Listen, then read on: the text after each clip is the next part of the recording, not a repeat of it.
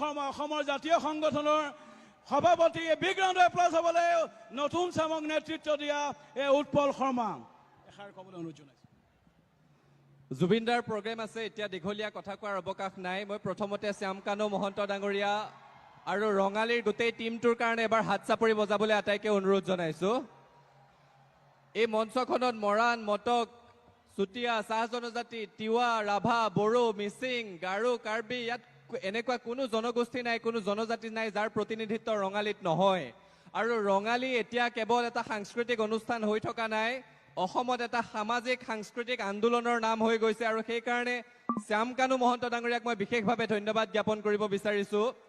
ৰঙালী সেইজোপা ওখ গছ যি আকাশ চুবলৈ সদায় এধাপ এধাপকে বাঢ়ি আছে, কিন্তু একে সময়তে শিপাটো ইমান মজবুত হৈ আছে যে কোনো কাৰণত কোনো ধুমুহাত উভালি নপৰে। আৰু আটাইতকৈ ডাঙৰ কথা, জ্যোতিপ্ৰসাদ আগৰৱালাদেৱে যিটো কথা কৈ থৈ গৈছিলে, সেই চিন্তাটো ৰঙালীত প্ৰতিফলিত হয় যে লুইতৰ পাৰেৰে জান জুৰি নৈয়েদি নিজৰাৰ কাষেদি জোনাকত বালি ভাত খাই মহাভাৰতৰ বাটেদি বিশ্বসবাহলৈ যায়।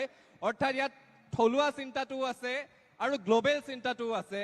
মই আশা কৰিছোঁ যিধৰণে নাগালেণ্ডত হৰ্ণবিল ফেষ্টিভেল চাবৰ কাৰণে গোটেই বিশ্বৰ মানুহ ইয়ালৈ আহে, আশা কৰিছোঁ ৰঙালীয়ে অসমক সেইটো প্ৰেক্ষাপটত লৈ যাব। শ্যামকানু মহন্ত ডাঙৰীয়াই নেতৃত্ব লওক। আমি সদৌ অসম ছাত্ৰ সন্থা জনগোষ্ঠীয় সংগঠনসমূহ সদায় লগত আছোঁ। ৰঙালীয়ে অসমত eco' tourism, religious tourism, village tourism সকলোৰে ক্ষেত্ৰত এটা দিগদৰ্শনৰ কাৰণে যাত্ৰা অব্যাহত ৰাখক। তাৰ কাৰণে শুভেচ্ছা জনাই পুনৰ আটাইকে ধন্যবাদ জনাইছোঁ। আমি একেলগে আছিলোঁ, একেলগে আছোঁ, একেলগে থাকিম, হাতে হাত ধৰি আগবাঢ়িম, সফলতাৰ আকাশ চুমিম। ধন্যবাদ। জয় আই অসম। জয় আই অসম ক'ব লাগে চবে, জয় আই অসম। আৰু জোৰকে আমাৰ সকলো জনগোষ্ঠীয় নেতা, ৰঙালী সকলো খিলঞ্জীয়াৰ এটা ভাৱনা, সকলোৱে কওক জয় আই অসম। ধন্যবাদ সকলোকে মঞ্চত উপস্থিত